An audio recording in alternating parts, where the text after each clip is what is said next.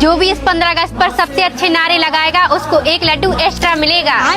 भारत माता की जय। वंदे मातरम। इंकलाब जिंदाबाद। नारे तकबीर। केजरीवाल तेरी तो खांसी कभी बंद नहीं होती, तू ऐसे खांस खांस के मर जाएगा। डिम्पल यादव, अखिलेश यादव,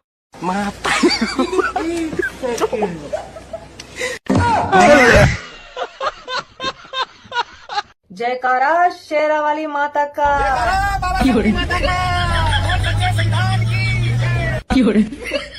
हम भजन गा लेंगे। चलो बुलावा आया है, माता ने बुलाया।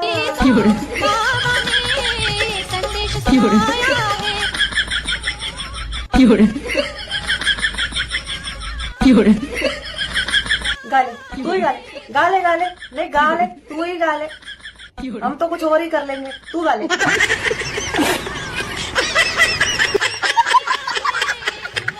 हाथ जोड़ के मोदी जी से गुजारिश है कि हमारे वही पुराने दिन लौटा दो। 400 रुपए का सिलेंडर और 71 रुपए का पेट्रोल। हमको नहीं चाहिए अच्छे दिन मोदी जी। हम भी चाहते हैं भाई साहब कि पुराना दिन वापस आ जाए, लेकिन कैसे होगा भाई साहब? 400 रुपए का सिलेंडर होगा तो दिहाड़ी भी 150 रुपए होगा, कैसे जिएंगे भाई साहब? 71 रुपए का पेट्रोल होगा तो महीने का तनख्वाह भी 5000 होगा भाई साहब, कैसे जिएंगे भाई साहब? बात तो सही है। 400 रुपए का सिलेंडर होगा तो फिर से 2G में जीना पड़ेगा भाई साहब, कैसे जिएंगे भाई साहब? ये समस्या है रे, क्या बोलने का। अगर 71 रुपए का पेट्रोल होगा भाई साहब तो मोबाइल डाटा भी तो अनलिमिटेड नहीं मिलेगा भाई साहब, रात भर इंस्टाग्राम कैसे चलाएंगे भाई साहब? ये गड़बड़ है बाबा। और तो और भाई साहब 400 रुपए का सिलेंडर होगा तो फिर से आपकी मम्मी को खेतों में जाके हाँकना पड़ेगा भाई साहब। अरे तू, क्योंकि टॉयलेट भी तो नहीं मिलेगा भाई साहब। बेरोजगारी मुद्दा है इस देश में, नेता मुद्दे नहीं है सर, उनके बारे में बात नहीं होनी चाहिए, उनके अच्छा कामों के बारे में बात होनी चाहिए। महंगाई मुद्दा है। भाई साहब गरम अभी बता था भाई, मैं कह रहा हूँ बेरोजगारी क्यों नहीं बढ़ेगी? जिस देश में 86,000 पर डे बच्चे पैदा हो रहे थे, एक साल में आप 2.5 करोड़ बच्चा पैदा कर रहे हैं, जो 10 साल में जो है आप यही आंकड़ा मिला, आप प्रत्येक वर्ष एक ऑस्ट्रेलिया पैदा कर दे रहे हैं, आप 5 साल में एक अमेरिका पैदा कर दे रहे हैं। वहां पर बेरोजगारी और महंगाई की बात करेंगे? इस देश में 2.5 करोड़ प्रति वर्ष आप बच्चे पैदा कर रहे हो, आप कहेंगे कि हम बेरोजगार हैं? चोरी हुई है, चोरी बहुत तगड़ी चोरी हुई है। आ गई चोरी पकड़ में आपकी। वैसे कहेंगे हमारी सरकार में चोरी नहीं होती। बताओ क्या फर्क रह गया फिर इनकी पार्टी में, हमारी कांग्रेस पार्टी में? कोई फर्क नहीं है, सब जगह चोरी होती है। क्या हो गया? तुम यहाँ बैठे रह गए जोगे ताड़ू, आज 15 अगस्त वाले दिन और चोरी हुई है मोदी की सरकार में। बे अब क्या चोरी हो गया और कहाँ हुई है चोरी? दिल्ली में हुई है, मोदी साहब की सरकार में, लाल किले पे से चोरी हुई है। लाल किले पे? हाँ अबे आज तो 15 अगस्त है, वहाँ कैसे चोरी हो सकती है? तुझे पता कितनी सिक्योरिटी है वहाँ पर? अब हमको उससे मतलब नहीं है, पर चोरी हुई है वहाँ। हाई सिक्योरिटी में से भी चोरी हुई है। और चोरी हुई है कि घोटाला हुआ है हमको तो पता नहीं है, लेकिन कुछ तो हुआ है। ये अभी बात निकल के आ गई है, अब जो बात है। अबे न्यूज में तो आया नहीं है कुछ। तुमने न्यूज देखी? हाँ गौर से देखी? बिल्कुल। फिर भी तुमको पता नहीं चला? तुम्हारी आंखों में जोगे ताड़ू मोड़िया बिंदु है, मोड़िया बिंदु। तुमको नहीं दिखेगी। देखो मोदी साहब से पहले के जितने वो थे प्रधानमंत्री, वो लाल किले से और बाफर देते थे। हाँ। 15 अगस्त वाले दिन तो उनके आगे ऐसे बुलेट प्रूफ कांच लगा रहता था। अब मोदी साहब के आगे वो बुलेट प्रूफ कांच नहीं है। या तो वो मोदी सरकार में चोरी हो गया, या मोदी साहब ने वो बेच दिया बुलेट प्रूफ कांच अडानी और अंबानी को। पकड़ में आ गया मोदी साहब, आपका घोटाला है। अब देखो तुम, ये वाली खबर हम पप्पू जी को बता के आते हैं। अब आगामी शीतकालीन सत्र में देखो वो तो संसद नहीं चलने देंगे इसी बात पे। जो भी बात है बहुत गलत कर रहे हैं। एक तो ये हमारे लोगों के संग में, तुमको पता क्या है, अब क्या क्या मतलब था? आज 15 अगस्त को ठेका बंद करवा दिया, बताओ। हद है। अब क्रांति लानी पड़ेगी जो कि टारू क्रांति लानी पड़ेगी, तभी इस मुल्क का भला हो पाएगा। चलते हैं हम राशन ले आए, मोदी साहब की मुफ्त का राशन आ गया, राशन ले आए। राशन? हाँ राशन ले आए। अरे हमारे मोबाइल का रिचार्ज खत्म हो गया है। तो फिर राशन से क्या लेना देना? अरे राशन लेके आएंगे, फिर उसको मार्केट में ले जाके बेचेंगे, फिर उन पैसों से और अपना रिचार्ज करवाएंगे, और रिचार्ज करवा के इंस्टाग्राम पे पोस्ट करेंगे कि मोदी साहब की सरकार में चोरी हुई है। ऐसे क्रांति आएगी, तुमको पता क्या है? अब मोदी साहब तुम्हारे भक्तों को कुछ पता तो रहता नहीं है। अब दो टिप्पा। Hello guys, you all know कि मेरा इंस्टाग्राम का अकाउंट सस्पेंड हो चुका है। इतनी खुशी मुझे आज तक। देखा, मेरा इंस्टाग्राम अकाउंट सस्पेंड ही कर दिया गया है। मतलब अगर हम अपने देश में रहकर अपनी आवाज को नहीं उठाते। अरे भद्दे से मुंह की चुड़ैल, तू अपने लिए आवाज कब उठा रही थी? तू तो वहाँ पे प्रधानमंत्री की 13वीं का समोसा बांट रही थी, वहाँ पे पुलिस वालों को गालियां दे रही थी, वहाँ पे हिंदू आस्था को ठेस पहुंचा रही थी, वहाँ पे प्रेमानंद जी महाराज को पाखंडी बोल रही थी। तूने अपने लिए आवाज कब उठाई? साले का खोपड़ी तोड़ साले। और इस गवर्नमेंट से सवाल करते हैं तो हमारे अकाउंट उड़ा दिए जाते हैं, हमारी वीडियोस को रिमूव कर दिया जाता है। अरे पूरे देश ने देखे तेरे वीडियो, भद्दी से मुंह की चुड़ैल। तूने क्या क्या बोला है, क्या क्या नहीं बोला है। तूने वीडियो में कितनी गंद मचाई है, ये पूरा देश जानता है। बड़ी अच्छी बात कही आप। मोदी जी की एक वीडियो फेसबुक से हटाई थी तो पूरी मेटा टीम को बुला लिया।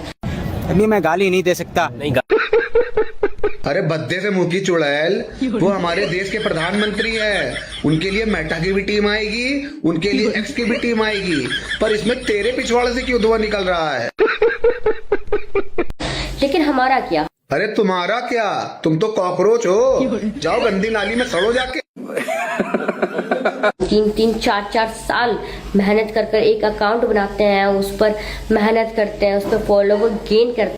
बिल्कुल सही बात है। इसने हमारे देश के प्रधानमंत्री की 13वीं का समोसा बांट के, हिंदू देवी देवताओं को गाली देके, हमारी आस्था को ठेस पहुंचा के इतने सारे फॉलोवर बनाए थे, और वो फॉलोवर भी इसी तरह चूतिया थे। आप मेरी बात से सहमत है तो कमेंट में भी राय जरूर देके जाइए। जय श्री राम। जब भारत आजाद हुआ तो भारत के पास खाने को नाज नहीं था। क्या जानवरों को नाज दिया जाता है, वो नाज इंपोर्ट होता था और वो खाते थे। पहनने के लिए कपड़ा नहीं था। ये क्या बात करता है यार? वो कपड़ा बनवाने के लिए मिलें लगवाने का काम पंडित जवाहरलाल नेहरू की औद्योगिक नीति ने किया। अच्छा। खाद्यान्न के अंदर अपने आप को आत्मनिर्भर करने के लिए बांध का निर्माण किया, भागड़ा नेकल बांध बना करके खड़ा किया, एम्स बनाए। और जब ये लोग पैदा भी नहीं हुए थे, उन्होंने तब सपना देख लिया था चंद्रयान का। रुक, तेरे को बताते तेरी माँ तेरी रुका। ऐसा भारत में तो कपड़ा बनता नहीं था, तो अंग्रेज आए काहे थे यहाँ? भूखे नंगे लोगों के लिए आए थे क्या? ढाका का मलमल, भारत का कपास, भारत के सूत के कपड़े। ग्रीक हिस्ट्री में लिखा है कि that has become the sinking ship of Greeks gold. यूनान का सारा गोल्ड यहां आता था क्योंकि भारत से ही सारे कपड़े जाते थे। मगर सब कुछ जवाहरलाल नेहरू जी के आने के बाद हुआ। भारत का पहला डैम जो बना है कृष्ण सागर बांध, वो महाराजा मैसूर ने 1920 में बनवा दिया। तब तक तो जवाहरलाल नेहरू राजनीति में आकर स्थापित भी नहीं हुए थे। गजब बेइज्जती है। भारत का जो पहला हाइडल पावर प्रोजेक्ट है, शिव समुद्रम पावर प्रोजेक्ट, 1892, जवाहरलाल नेहरू 3 साल के। दुनिया में यूरोप के बाहर अगर पहला शहर था जिसमें स्ट्रीट लाइट आई, वो बेंगलुरु 1902 में, जवाहरलाल नेहरू 13 साल के। मुझे कैसे भी करके निकाल मेरे भाई, मैं फंस जाऊंगा। Indian institute of sciences Bengaluru कब बना? 1916 में। मिंटो आई हॉस्पिटल, दुनिया का पहला हॉस्पिटल, बेंगलुरु में 1913 में बना। भारत में सीवी रमन को नोबेल प्राइज मिल गया 1930, और सब कुछ करवाए सिखाया जवाहरलाल नेहरू ने 1947 के बाद। ये चाचा जी ने जो टोपी पहनाई है, चाइना के पास एयरफोर्स नहीं थी 47, चाइना की एयरफोर्स 49 में बनी। हमारी एयरफोर्स 1932 से। चाइना के बाद उतनी बड़ी स्टैंडिंग आर्मी नहीं। सेकंड वर्ल्ड वॉर में 25 लाख सैनिक भारत के थे, मगर चाचा जी ने सब खत्म करके ऐसी हालत बनाई। पर आपको क्या सुधांशु जी, चाचा नेहरू ने कुछ करा ही नहीं? मैंने किया नहीं, चाचा नेहरू ने काम नहीं किया, काम तमाम किया। लेकिन मेरी फटती थी वो किसको बता। 2014 से पहले जब कांग्रेस की सरकार थी तो उस टाइम का गृह मंत्री, यानी कि कांग्रेस का गृह मंत्री किस तरीके का था, उसने अपनी ही पूरी पोल खोल दी। ये सुनिए। मैं होम मिनिस्टर था तो लाल चौक में जाके वहाँ भाषण कर मेरी फटती थी वो किसको बताऊं। और लोगों में एक ऐसा होम मिनिस्टर है कि जो बिना डर के वो जाता है, लेकिन मेरी फटती थी वो किसको बताऊं। किसी को मत बता नेताजी, सबको पता है चमचों को छोड़कर कि आपकी उस टाइम फटती थी।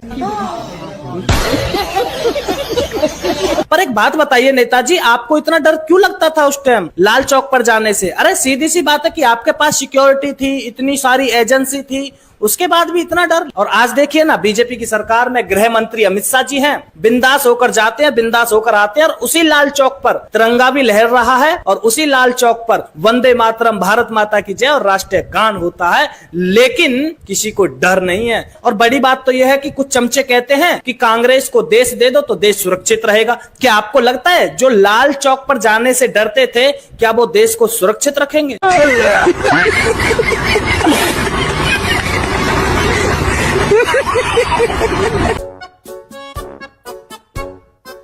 कौन है दोस्तों? बात सुनना, हमारी पहले बात हमारी होगी, पूरी बात होगी पहले जो बात है। हमारी पार्टी का नेता एक क्या नाम है उसका, पवन नेड़ा, हम गुस्सा हैं, हम चमचों के प्रेसिडेंट, हम उससे गुस्सा हैं। ये पवन नेड़ा ये मानसिक रोगी है कि गुप्त रोगी है, हमको पता नहीं, जो भी है, पर कुछ तो है ये। रुको, इसकी साड़ी की आज पोल खोलते हैं, रुको। कल ये हमारी पार्टी के नेता और संसद में ऐसे और मदारी का खेल दिखाने पहुंच गया और कह रहा है कि 56 उम्र का छोटा बंदर कब आएगा सदन के अंदर। क्या क्या क्या मतलब समझे हम इस बात का?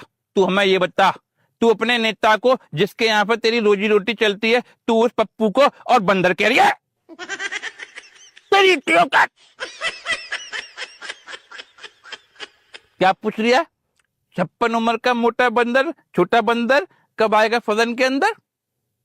भाई तेरी बेगम पूछती रहती है, क्या नाम है उसका, वो कोटा नागपुर जो है, वो भी ऐसे ही पूछती है कि कब आएगा अंदर, कब आएगा अंदर। और तेरा तो तू तो मैगी वाला है, तू तो अंदर कर ही नहीं पाता।